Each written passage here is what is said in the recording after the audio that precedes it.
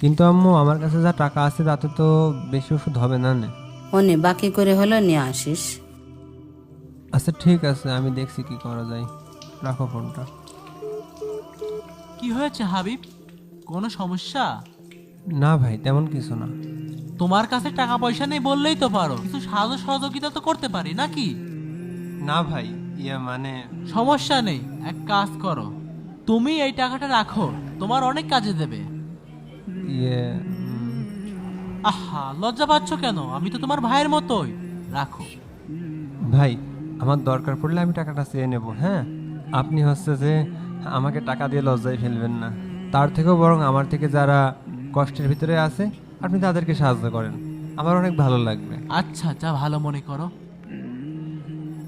লাগলে চেয়ে নিও। ছেলেটার বাবা অনেক অসুস্থ, চিকিৎসা করাতে গিয়ে ছেলেটার 4-5 লক্ষ টাকা ঋণ হয়ে গিয়েছে। আর যে বেতন পায় সেই বেতন দিয়ে ঋণ পরিশোধ করে সংসার চালাতে প্রচুর হিমশিম খায়।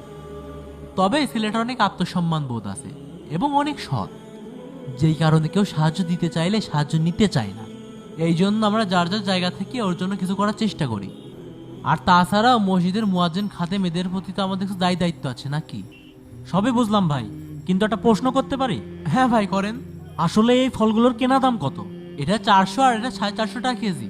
তাহলে ওনার কাছ থেকে অন্তত 400 টাকা কেজি রাখতে পারতেন।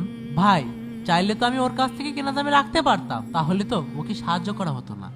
ভাই, সাহায্য শুধু নগদ অর্থ দিয়ে হয় না, বুদ্ধি, পরামর্শ, শ্রম দিয়েও কিন্তু সাহায্য করা যায়, আর আমি সেটাই করেছি। সত্যিই ভাই, আজকে আপনাকে দেখে অনেক অবাক হলাম। আপনার মতো সবাই যদি সাহায্য করার মন মানসিকতা পোষণ করতো তাহলে সমাজের রূপটাই বদলে যেত। এই নেন আপনার ফল। তাহলে আসি ভাই, ভালো থাকবেন।